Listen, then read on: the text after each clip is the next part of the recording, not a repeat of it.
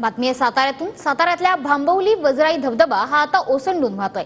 सातारा जिल्ह्यात जोरदार पावसाने हजेरी लावल्यानंतर भांबवली वजराई धबधबा आता ओसंडून वाहायला सुरुवात झाली आहे।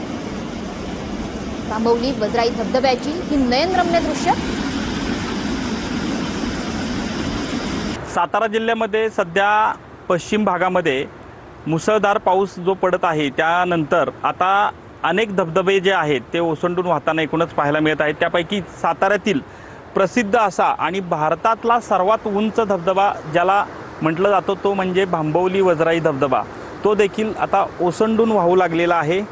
जवळपास 3 टप्प्यांमध्ये हा धबधबा कोसळत असून 1840 फूट इतका उंच हा धबधबा आहे।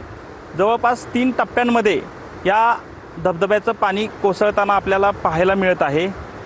या धबधब्याच्या परिसरातलं जर दृश्य पाहिलं तर पूर्णपणे हिरवगार असं विहंगम दृश्य या धबधब्याच्या परिसरातील आहे। अनेक पर्यटक या धबधब्याची माहिती घेण्यासाठी, खास पाहण्यासाठी लांबून या सातारा जिल्ह्यामध्ये येत असतात, कारण भारतातला उंच धबधबा म्हणून या धबधब्याची गणना केली जाते। कॅमेरामन तुषार जाधवसह संतोष नालोडे, TV9 मराठी, भांबवली वजराई धबधबा, सातारा।